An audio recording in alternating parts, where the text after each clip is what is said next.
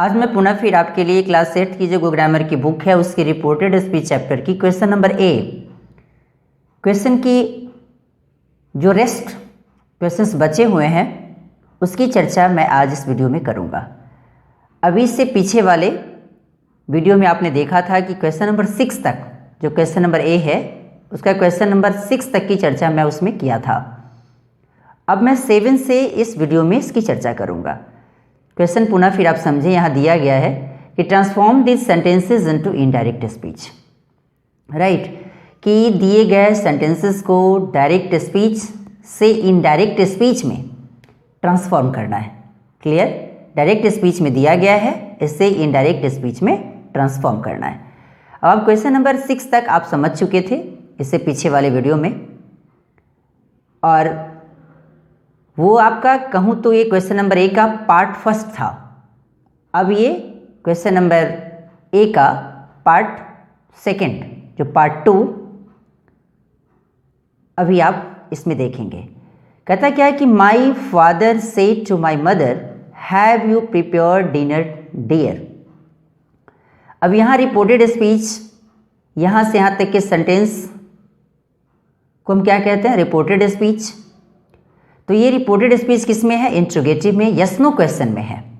तो yes no question में जब भी कोई अगर सेंटेंस रिपोर्टेड स्पीच का होता है तो इस इन्वर्टेड कॉमास को हटाने के लिए हमें इफ़ या वेदर का यूज़ करना होता है। इफ़ या वेदर दोनों में से किसी एक का आप यूज़ कर सकते हैं। यहाँ WHETHER आपको दिख रहा होगा, इसकी वजह आप अगर चाहें तो इफ़ का भी यूज़ कर सकते हैं। क्लियर? तो ये कहता है क्या है कि my father asked my mother, क्योंकि क्वेश्चन पूछ रहा है, तो जब क्वेश्चन पूछ रहा है तो आस्क्ड ही तो लगेगा। तो मेरे पापा ने मेरी माँ से कहे कि क्या आप डिनर बना चुके हैं डियर। क्लियर? तो ये सेंटेंस अभी देख रहे हैं, यहाँ से यहाँ तक का सेंटेंस मेरा प्रेजेंट परफेक्ट टेंस में है, और ये सेंटेंस मेरा इंट्रोगेटिव में यस नो क्वेश्चन का है। तो अभी आप देख रहे हैं कि जब क्वेश्चन जब पूछा जाएगा तो आस्क्ड ही तो लगेगा, सेड की जगह आस्क्ड, क्योंकि सेड पास्ट टेंस में था। तो my father asked my mother, अब इस इन्वर्टेड कॉमास को हटाने के लिए वेदर, सेकेंड पर्सन ऑब्जेक्ट के अनुसार, तो माई मदर के लिए जैसे यू यहाँ सब्जेक्ट जो कि सब्जेक्टिव केस में था, उसी प्रकार माई मदर के लिए हम सब्जेक्टिव केस के तौर पे सी उठाएंगे। क्या उठाएंगे? सी उठाएंगे। अब हैव यू प्रिपेयर्ड डिनर, ये सेंटेंस को हमें किस में ट्रांसफर करना है? असर्टिव सेंटेंस में। तो जब असर्टिव सेंटेंस जब ट्रांसफर करेंगे तो यू हैव प्रिपेयर्ड डिनर बनेगा। और इस प्रकार का ये वर्ड देख रहे हैं डियर, ये सबको आपको लगाना नहीं पड़ता इनडायरेक्ट स्पीच में, इसे हटा देना पड़ता है। तो हैव यू प्रिपेयर्ड डिनर, तो ये सेंटेंस प्रेजेंट परफेक्ट का है, तो ये प्रेजेंट परफेक्ट पास्ट परफेक्ट में जाएगा। तो ये सी किसके अनुसार? सेकेंड पर्सन ऑब्जेक्ट के अनुसार। तो सी माई मदर के लिए सी लगाए, और ये प्रेजेंट परफेक्ट है तो पास्ट परफेक्ट में जाएगा। कब? जब रिपोर्टिंग स्पीच जब पास्ट टेंस में होता है। तो सी हैड, क्योंकि पास्ट परफेक्ट का स्ट्रक्चर ही होता है subject plus had plus verb का तीसरा फॉर्म, बोले तो past participle form of the verb. She had prepared, और डिनर जो कि थर्ड पर्सन के रूप में जब इसको रखेंगे तो यहाँ कोई परिवर्तन नहीं होगा। तो इस रूप में जब इसको बनाएंगे डायरेक्ट से इनडायरेक्ट में, तो क्या आएगा? My father asked my mother weather she had prepared dinner. लेकिन याद रहे कि इसके सेंस में कोई परिवर्तन नहीं होता। लिखने के तरीका में परिवर्तन हो जाता है लेकिन सेंस में कोई परिवर्तन नहीं होता। अब मैं क्वेश्चन नंबर 8 पे चलूं। Anuradha said I won't get up early tomorrow. Clear? अभी देख रहे हैं कि यहाँ वोंट है, क्या पढ़ा मैंने? इसे वोंट पढ़ा था। क्लियर? तो कहता है क्या है कि Anuradha said I won't get up early tomorrow. अब यहाँ आई वोंट है तो ये फर्स्ट पर्सन सब्जेक्ट के अनुसार पास्ट टेंस में चल रहा है, तो फर्स्ट पर्सन सब्जेक्ट के अनुसार तो आई की बजाय यहाँ सी लगाना पड़ेगा, क्योंकि अनुराधा को लड़की माना गया है। तो सी, और यह वोंट को वोंट। अब यहाँ क्या है? गेट अप, तो गेट अप को गेट अप ही छोड़ दिए। अर्ली टुमारो को एज इट इज जैसा है वैसे ही छोड़ दिए। राइट?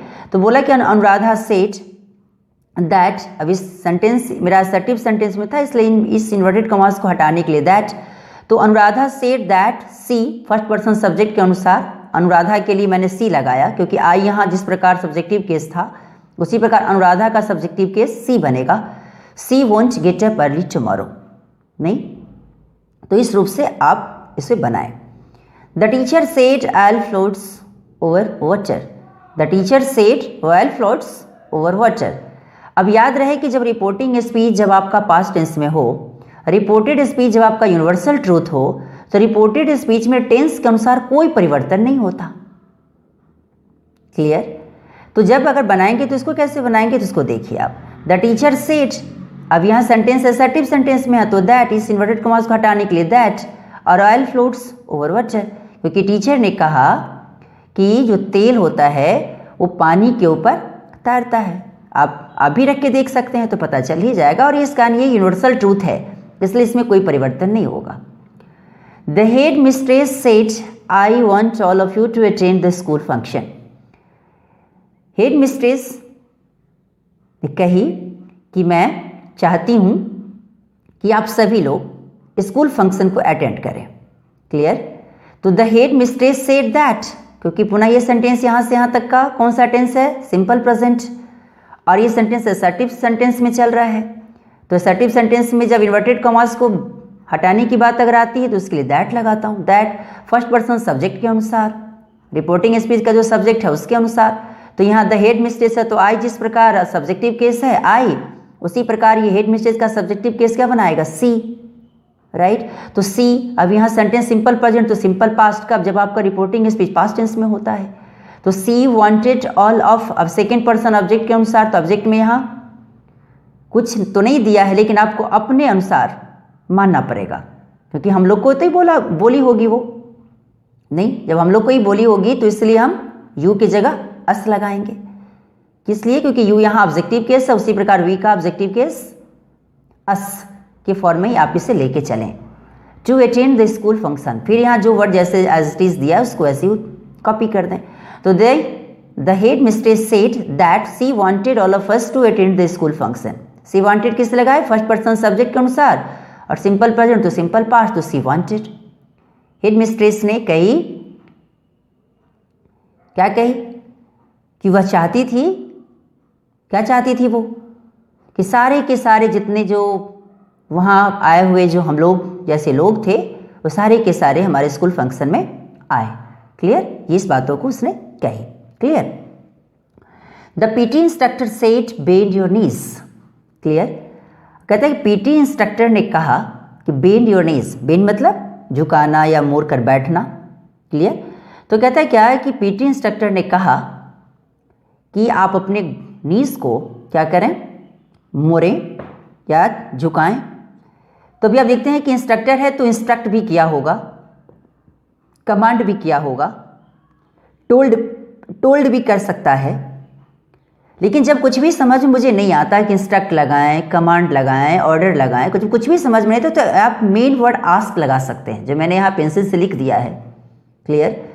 तो द पीटी, क्योंकि सेंटेंस मेरा किस में है, अफर्मेटिव इंपरेटिव सेंटेंस में चल रहा है, तो द पीटी इंस्ट्रक्टर इंस्ट्रक्टेड लगाइए या कमांडेड लगाइए, क्यों? क्योंकि सेट पास्ट टेंस में है, इस कारण। तो द पीटी इंस्ट्रक्टर इंस्ट्रक्टेड या कमांडेड या आस्क्ड या टोल्ड, चारों में से किसी एक का यूज आप कर सकते हैं। और इस प्रकार के सेंटेंस जब अफर्मेटिव कमांड में होता है तो यहाँ से इस इन्वर्टेड कॉमास को हटाने के लिए टू, दूसरा रूल ये भी कि जब एक सेंटेंस में जब डबल वर्ब्स का यूज़ किया जाता है तो सेकेंड वर्ब के लिए मुझे क्या लगाना पड़ता है, इन्फिनेटिव। तो टू बेंड, और यहाँ सेकेंड पर्सन ऑब्जेक्ट के अनुसार, तो ऑब्जेक्ट तो कुछ नहीं है, तो किसी न किसी ढेर सारे लोग को ही तो कह रहे होंगे पीटी इंस्ट्रक्टर साहब, नहीं?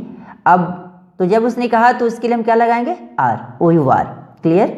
तो to bend our knees, PT instructor ने हम लोगों को कहा, क्या कहा या क्या कहे कि अपने घुटने को क्या करो, झुकाओ या मोरो। क्लियर? तो टू बेंड आर नीज, इस प्रकार से इसको आप बनाएं। द पीटी इंस्ट्रक्टर इंस्ट्रक्टेड या कमांडेड या टोल्ड टू बेंड आर नीज, और जब कुछ भी समझ में ना आए तो इसके लिए आप आस्क लगा दें। Right? The girl screamed we won. Clear? अब इसको हम कैसे बनाएंगे, तो द गर्ल स्क्रीम्ड दैट, अब ये फर्स्ट पर्सन सब्जेक्ट के अनुसार, जिस प्रकार की यहाँ ये प्लूरल फॉर्म में है उसी प्रकार द गर्ल का प्लूरल क्या बनाएंगे, तो दे लगाएंगे। तो दे हैड वोन, क्योंकि यहाँ सिंपल पास्ट तो इस पास्ट परफेक्ट।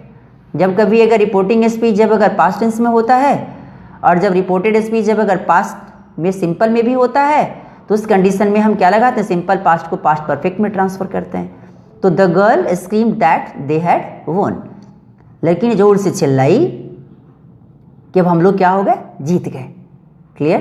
तो दे हैड वोन, और पुनः फिर सेंटेंस आपका किस में चला जाएगा, असर्टिव में। तो असर्टिव है तो फुल स्टॉप से लास्ट करेगा।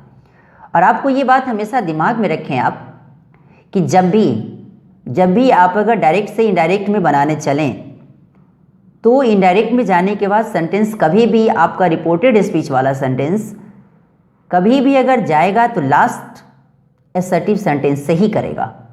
ये हमेशा दिमाग में रखने की ज़रूरत है। क्लियर। और इस प्रकार से भी आप देखिए क्या कि रिपोर्टेड स्पीच जो क्लास 6 की जो ग्रामर की जो चैप्टर है उसका क्वेश्चन नंबर ए का सेकेंड पार्ट 7 से लेके 12 तक का क्वेश्चन का डिटेल्स मैंने इसमें आपको बताया। और वीडियो आपको कैसा लगा इसके बारे में लाइक, सब्सक्राइब एंड कमेंट करना ना भूलें, और इसे शेयर भी करें ताकि ज़्यादा से ज़्यादा बच्चा इसे देखकर कुछ सीख सके। Thanks a lot.